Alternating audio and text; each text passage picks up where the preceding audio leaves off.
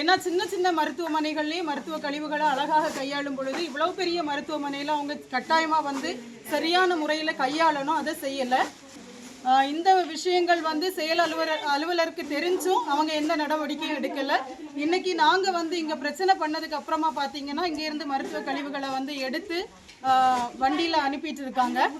இந்த மாதிரி நிலைகள் தொடரக்கூடாது. நம்ம இங்கே வந்து நம்ம இதை வந்து என்ன சொல்கிறோம், தூய்மை இந்தியான்னு சொல்கிறோம். தூய்மை இந்தியாவில் இப்படிப்பட்ட செயல்கள் நடக்கிறது வந்து மிகவும் கண்டனத்துக்குரியது.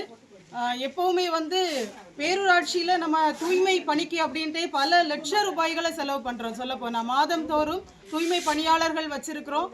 இத்தனை லட்சம் செலவு பண்ணியும் நம்ம வந்து இங்கே சரியாக வந்து கழிவுகளை கையாளலை. வணக்கம். பாருங்க, கிம்ஸ் மருத்துவமனையிலேருந்து இந்த கழிவுகளை வந்து வெள்ளுக்குறி பேரூராட்சியில் உள்ள குப்பை கிடங்களை கொண்டு வந்து போட்டிருக்காங்க.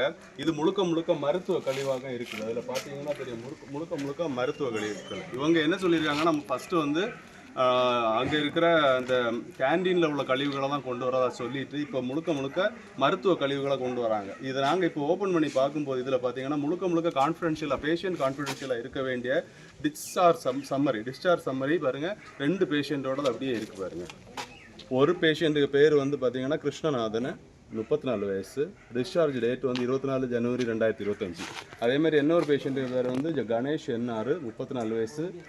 டிஸ்சார்ஜ் டேட் வந்து 31 ஜனவரி 2025.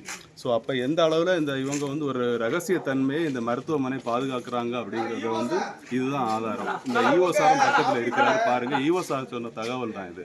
அவங்க வந்து இந்த கேண்டீன் கழிவுகளை தான் இங்கே கொண்டு வரதாட்டு சொல்லியிருக்காங்க.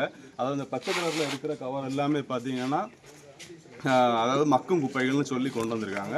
ஆனால் இவங்க எடுத்துகிட்டு வந்தவங்க எந்த விதத்தில் எடுத்துகிட்டு வந்தாங்கன்னு தெரியாது. இப்போ என்ன இருக்குது, முழுக்க முழுக்க மருத்துவ கழிவுகள்.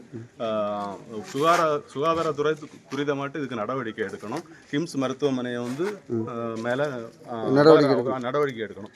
அதான் எங்களோட வேண்டுகோள், நாம் தமிழர் கட்சி சார்பாட்டு.